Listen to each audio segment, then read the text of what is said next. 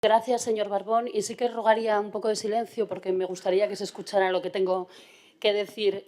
Cuando hablamos de cuidados, presidente, hablamos de políticas que buscan una nueva organización social capaz de asistir a las personas que lo necesitan, de reconocer el trabajo de los cuidados y crear modelos corresponsables desde una perspectiva de derechos humanos, de género, interseccional e intercultural. El 1 de octubre del 23, Día Internacional de las Personas de Edad, anunciaba usted en Llaviana que trabajaría por un gran acuerdo social en materia de cuidados.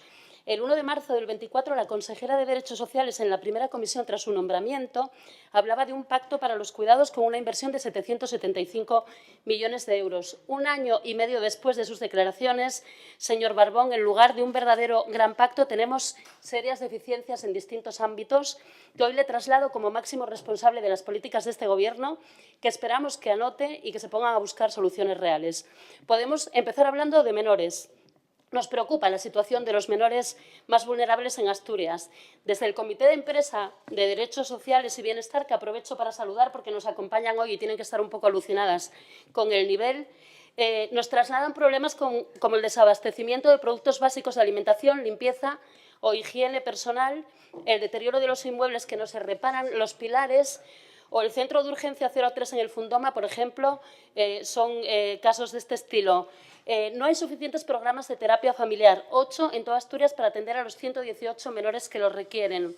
Un único programa de intervención socioeducativa para un total de 120 menores. Le pregunto si es suficiente y casi le respondo yo que no. En el ERA, que sufre las consecuencias de una mala gestión crónica, hay largas listas de espera para ingresar en un centro, el mantenimiento de las instalaciones es muchas veces deficitario y hay un clima de permanente conflictividad laboral. Una de las últimas movilizaciones, por cierto, en la residencia de Noreña para conseguir el pago de las nóminas. ¿Qué está fallando en la gestión de su Gobierno, señor Barbón?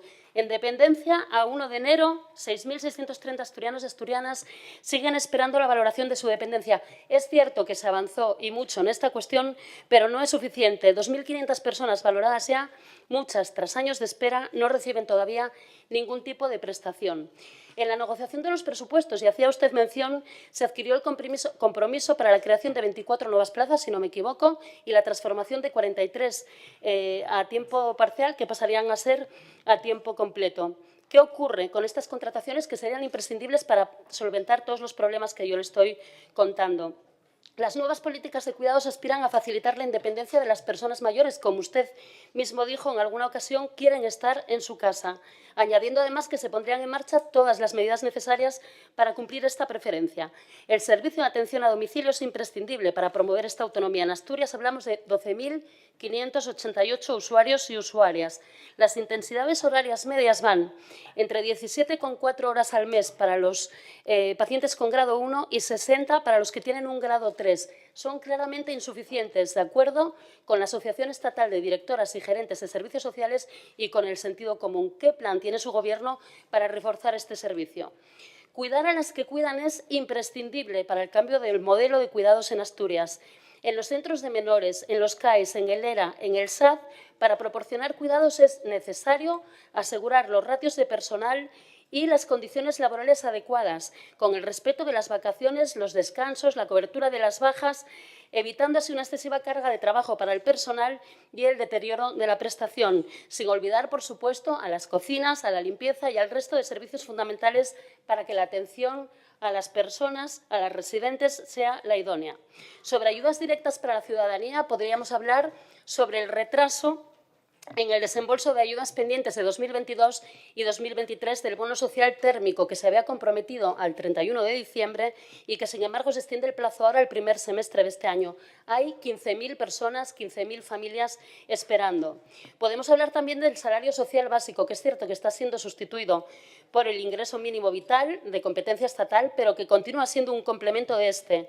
Persisten los retrasos en la gestión de las concesiones, de las revisiones y de las actualizaciones de los importes. Hacen falta soluciones para esto también. Y, por último, pero no menos importante, la mayoría de las entidades del tercer sector se quejan de la gestión de las líneas de subvenciones con retrasos habituales tanto para convocar como para resolver. La labor del tercer sector asturiano impacta directamente en la vida de miles de personas en situación de vulnerabilidad y riesgo de exclusión social. Actualmente, por ejemplo, líneas de ayuda como la línea de autonomía personal están todavía sin resolver ni abonar y necesitamos, por su parte, el compromiso de cumplir con los plazos y garantizar un marco de financiación estable y predecible que permita al tercer sector continuar con sus programas asistenciales.